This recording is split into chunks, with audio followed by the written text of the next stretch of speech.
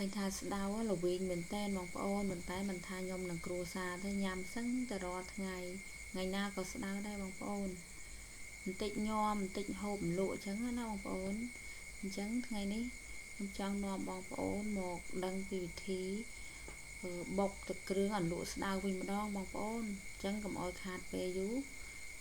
មកតាមដានទស្សនាជាមួយខ្ញុំទាំងអស់គ្នាឃើញថាស្ពៃកញ្ញាញ់ដែលខ្ញុំដាំនៅក្បែរផ្ទះហ្នឹងបងប្អូនល្មមនឹងហូបមកលក់តែម្ដងតូចតូចខ្ចីខ្ចីអញ្ចឹងបងប្អូនពេលដែលយើងញ៉ាំទៅឡើងស្រួយហើយផ្អែមទៀតចំណែកឯស្ដៅឃើញថាត្រួយខ្ចីល្អក់ល្អមែនតែនស្ដៅនេះណាបងប្អូនហើយចំណែកឯខ្ញុំយកទៅស្រុះថ្ងៃនេះខ្ញុំអត់បានស្រុះជាមួយនឹងទឹកក្តៅទេខ្ញុំស្រុះជាមួយទឹកដាំបាយពុះហ៎បងប្អូនពេលដែលខ្ញុំដាំបាយហើយខ្ញុំក៏ជាត់ដាក់នៅក្នុងស្ដៅរបស់យើងហ្នឹងយើងស្រុះបងប្អូនឃើញថាចាស់បុរាណណាគាត់បានប្រាប់ថាអញ្ចឹងដល់ពេលដែលស្រុះហើយស្ដៅហ្នឹងគឺអត់មានល្វីងទេបងប្អូនសឹងតែមិនល្វីងសោះតែម្ដងតែបើបងប្អូនអត់មានទឹកអង្គទឹកដាំបាយអញ្ចឹងទេបងប្អូនឲ្យដាំទឹកក្តៅក៏បានដែរហើយបងប្អូនស្រុះជាការស្រេចចំណែកនេះខ្ញុំមានទឹកអង្គអញ្ចឹងទៅគឺទឹកបាយគឺខ្ញុំបានស្រុះអញ្ចឹងទៅ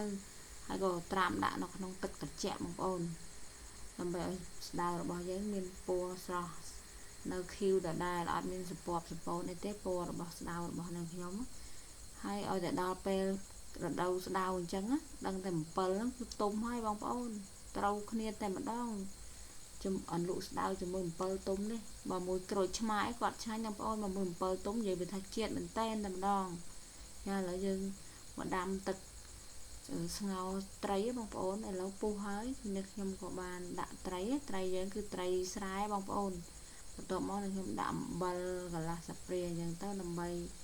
ឲ្យទឹកស្ងោររបស់យើងមានជាតិប្រៃល្មៗហើយនឹងកាត់ឆ្អាបណាបងប្អូន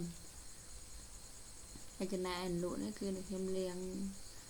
4 ទៅ 5 ទឹកអញ្ចឹងបងប្អូនយើងទម្លាក់វាទុកឲ្យស្អាតដើម្បីកុំឲ្យសក់ទឹកមានដូចជាផ្កាកផ្លោកមានតែសក់ពេញប៉ះអីអញ្ចឹងទៅបងប្អូនមានអានងមានផ្ទីអីបងប្អូនដាក់បន្ថែមវាបាន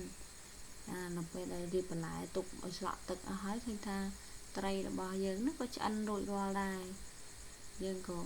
ស្រង់ត្រីហ្នឹងទុកមួយឡែកសិនដើម្បីបេះវាជាដុំបងប្អូន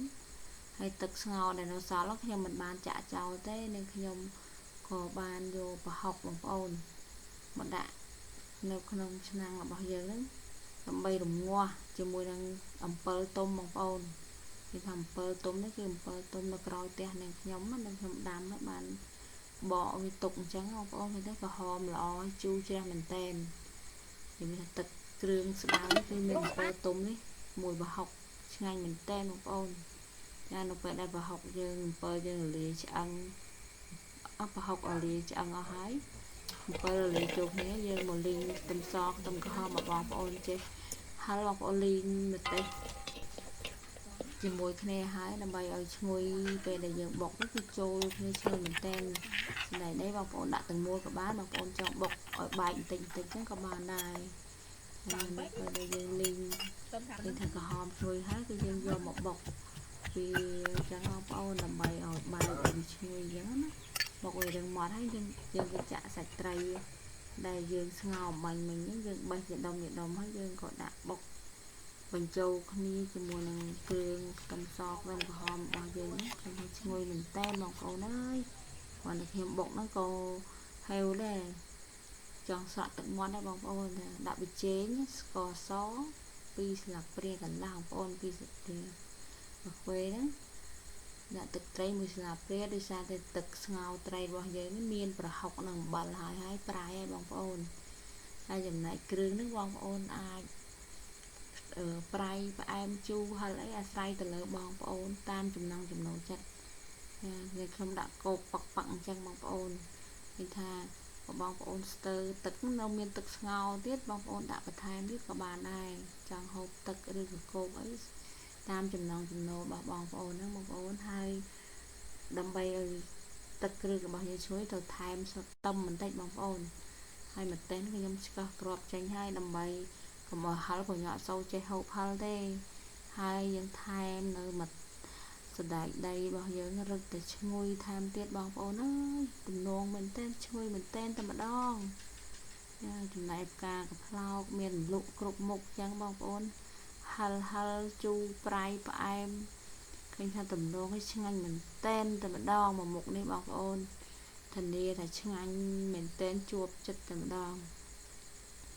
សូមអរគុណបងប្អូនចាំជួបគ្នានៅវីដេអូក្រោយៗទៀតបងប្អូនណាជម្រាបលា